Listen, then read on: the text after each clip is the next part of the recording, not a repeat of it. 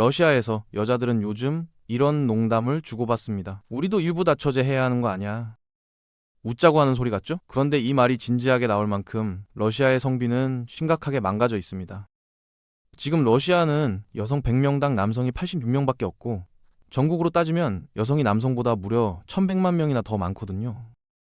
세계 평균은 오히려 남성이 살짝 더 많은데 러시아는 정반대입니다. 이건 우연이 아닙니다. 전쟁도 이민도 남아 선호 사상도 아닌 훨씬 더 복잡하고 비극적인 이유가 있거든요.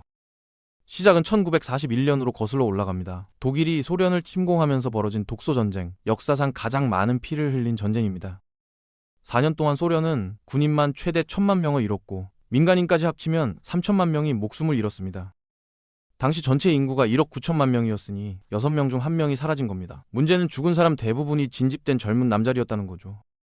전쟁이 끝나고 나니 20, 30대 성비가 여성 100명당 남성 38명 수준으로 쪼그라들었습니다. 결혼 정년기 여성 10명 중 짝을 찾을 수 있는 남자가 고작 서너 명밖에 없었던 겁니다. 이 충격은 단순한 숫자 문제가 아니었습니다. 사회 전체의 인구 재생산 능력이 사실상 마비된 거거든요. 러시아 성비 왜곡의 씨앗은 바로 이 순간에 뿌려졌습니다. 전쟁이 끝난 러시아는 법적으로는 일부 일처제 국가였습니다. 그런데 현실은 달랐죠. 남자가 너무 없으니 한 남자가 여러 여자를 거느리는 사실상의 일부 다처제 사회가 된 겁니다. 희소해진 남성들은 자연스럽게 시장에서 갑이 됐습니다. 어렵지 않게 가정을 꾸릴 수 있었고 또 어렵지 않게 그 가정을 버릴 수도 있었죠. 아내와 아이를 두고 훌쩍 떠나버리는 남자들이 비일비재했습니다. 그렇게 아버지 없이 자란 아이들이 문제였습니다. 가정에 헌신하는 남자의 모습을 한 번도 본 적 없이 성인이 된 거거든요. 결국 이 아이들도 아버지가 했던 그대로 자기 가정을 또 버렸습니다. 무책임함이 대물림된 거죠. 전쟁이 만든 성비 불균형은 이렇게 가정 해체라는 2차 상처를 러시아 사회 깊숙이 새겨놓았습니다. 겨우 숨을 고르나 싶었던 1991년 러시아의 두 번째 재난이 닥쳤습니다. 소비에트 연방이 해체된 겁니다. 하루아침에 사회주의가 무너지고 자본주의가 들어왔는데 아무런 준비가 없었던 거죠. 공장은 멈췄고 직장인들은 거리로 쏟아졌습니다. 평생 나라가 다 해줄 거라 믿었던 연금은 휴지 조각이 됐고 노인들이 쓰레기통을 뒤지며 연명하는 장면이 모스크바 한복판에서 펼쳐졌습니다. 무료로 다닐 수 있었던 병원마저 돈을 내야 하는 곳으로 바뀌었는데 돈이 없으니 아파도 그냥 버텨야 했죠. 50대 가장이었던 니콜라이 씨는 30년 다닌 공장이 문을 닫자 그날부터 소파에 누워 보드카만 마셨다고 합니다. 극단적인 사례가 아니었습니다. 당시 수백만 명의 러시아 남성들이 똑같은 선택을 했거든요. 그리고 그 선택은 러시아 성비를 또 한 번 무너뜨리는 방아쇠가 됐습니다. 극한의 위기 앞에서 남자와 여자는 전혀 다른 선택을 했습니다. 여성들은 살아남기 위해 무엇이든 했습니다. 가재 도구를 길거리에 내다 팔고 시장 귀퉁이에서 야채를 팔고 닥치는 대로 일을 찾았죠. 가족을 먹여 살려야 한다는 본능이 그들을 움직였습니다. 반면 남성들은 무너졌습니다. 평생 국가가 보장해주던 직장과 역할이 사라지자 자신의 존재 이유를 잃어버린 것처럼 주저앉아 버렸거든요. 그 공허함을 채운 건 보드카였습니다. 결과는 숫자로 나타났습니다. 1990년대와 2000년대 초반 러시아 남성의 평균 수명이 60세 아래로 떨어졌습니다. 여성은 70세 이상을 유지하고 있었는데 말이죠. 같은 나라에서 같은 시대를 살면서 무려 10년 이상의 수명 차이가 벌어진 겁니다. 체제 전환이라는 폭풍이 유독 남성들만 집중적으로 쓸어가 버린 셈입니다.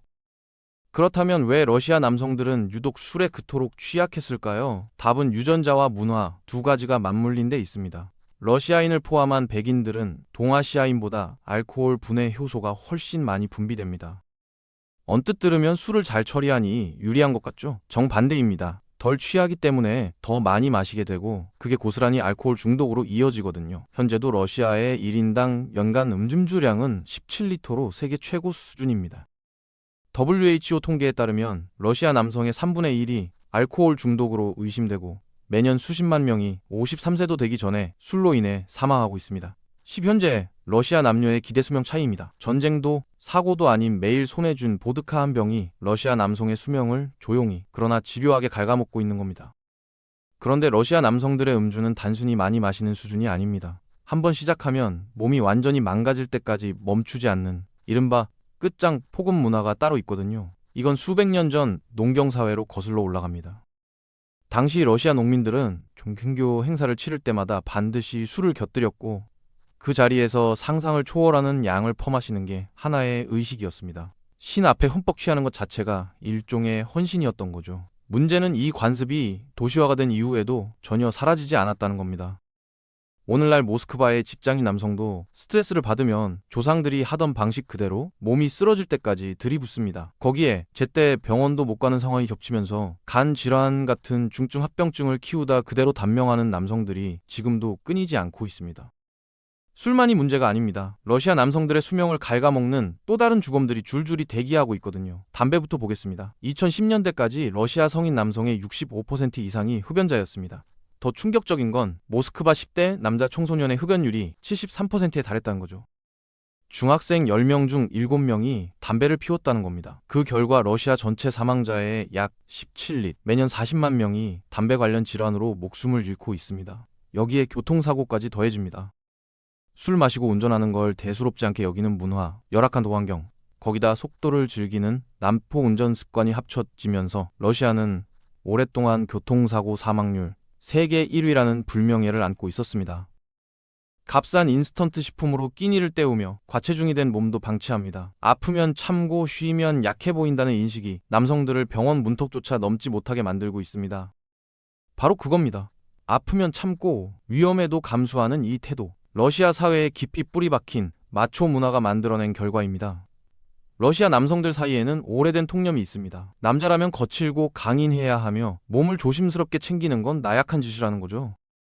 수많은 전쟁을 겪으며 거칠어진 사회 분위기 속에서 이 통념은 세대를 거쳐 당연한 남자다움의 기준으로 굳어졌습니다. 그 결과가 어떻게 나타나는지 아십니까? 인터넷에는 만취 상태로 고개 운전을 즐기거나 수십 층 건물 난간에 매달려 기행을 벌이는 러시아 남성들의 영상이 넘쳐납니다.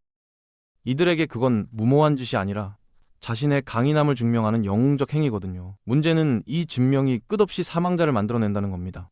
전쟁도, 술도, 담배도 아닌 그냥 남자답게 살다가 죽는 러시아 남성들이 지금 이 순간에도 통계 속 숫자 하나로 조용히 사라지고 있습니다.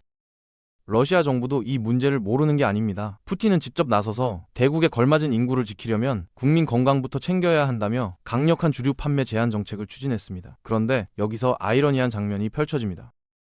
정부가 보드카를 국가 독점 사업으로 전환하고 심지어 푸틴의 이름을 딴 보드카 브랜드까지 출시해 판매 수익을 챙긴 겁니다. 술을 줄이자면서 술로 돈을 버는 모순이죠.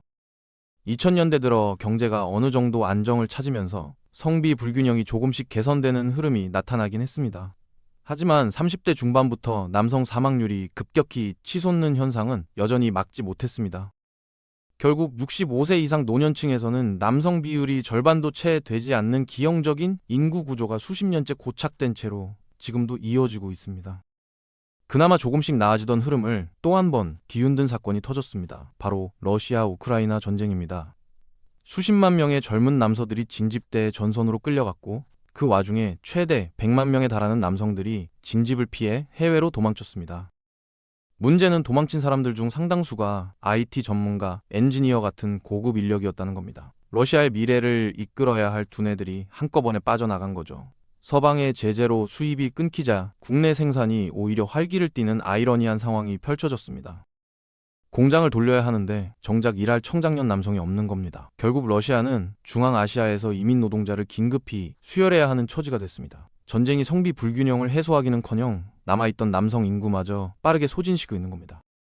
러시아 남성들은 스스로를 이렇게 부릅니다. 신의 실패작. 좋은 호밀빵과 아름다운 러시아 여성은 신의 선물인데 러시아 남자만 유일한 실패작이라는 자조 섞인 농담이죠. 우프지만 이 농담 안에는 러시아 현대사의 모든 비극이 압축돼 있습니다. 전쟁이 남자들을 쓸어갔고 체제 붕괴가 남은 자들을 무너뜨렸고 보드카가 그 빈자리를 채웠습니다. 러시아의 성비 불균형은 우연도, 유전자도 아닙니다. 역사가 만든 상처이고 문화가 키운 비극입니다. 그 악순환이 끊기지 않는 한 세계 최고의 여초 국가라는 꼬리표는 쉽게 떼어지지 않을 겁니다. 오늘 영상은 여기까지입니다.